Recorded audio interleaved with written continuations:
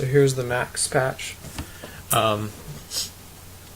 Basically what this part of the patch does is it makes notes based on the pressure on the capacitive sensor.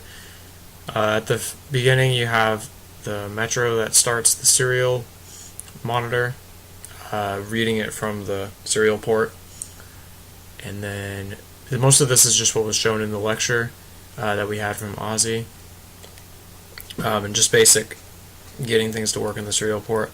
But at this point, basically what it's doing is it's taking the values and routing them to two different places, one sensor and the other.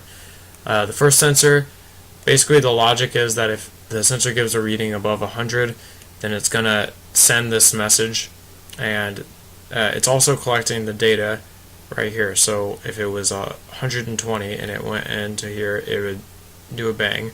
It would also go into here and set the value.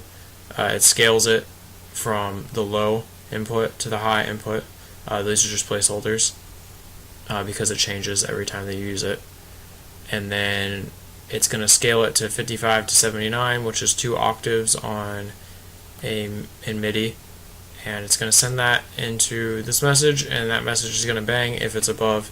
If it's not, then it's not going to send it out. And then that value is multiplied by the value from sensor 2, so that sensor 2 can more finely control the value of the note, the pitch. And then it's going into a patch that I made a while back that I modified to work with this, which is just for a subtractive synthesizer that is polyphonic. And so the inside of these two sub-patchers look like this. This one is just so that each of the notes targets the proper voice, so that none of the voices overlap, and so that it uses a new voice each time a note is triggered.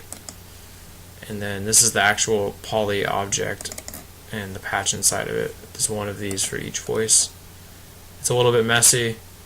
I'll upload the code though so that it can be looked at. But this is basically the gist of the max patch.